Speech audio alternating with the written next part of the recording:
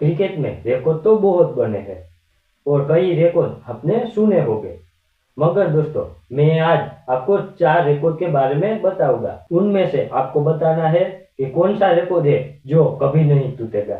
एक रिकॉर्ड है कि ब्रायन लारा ने एक बार एक टेस्ट मैच में 400 रन मारे थे।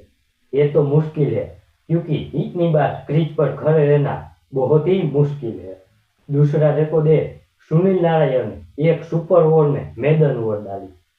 मैदान ओवर तो सब डालते हैं, मगर सुपर ओवर में मैदान ओवर डालना ना असंभव। तीसरा रिकॉर्ड है कि क्रिस गेल ने 20 ओवर के मैच में 66 बॉल पर 175 रन मारे। अब आप सोच लो, 50 ओवर का मैच हो तो बराबर है, अब 20 ओवर का मैच और 175 रन मारना ना बहुत ही मुश्किल होता है। चौथा रिकॉर्ड, मेरे हिसाब से ये रिकॉर्ड कभी नहीं टूटेगा क्योंकि 20 ओवर के मैच में लोकी फर्ग्यूसन ने 4 ओवर फेंककर 0 रन देकर 3 विकेट चटकाए और 4 ओवर में 4 ओवर मैदान डाली। बहुत ही असंभव। अब आप कमेंट में बताना आपके हिसाब से कौन सा रिकॉर्ड कभी नहीं टूटेगा।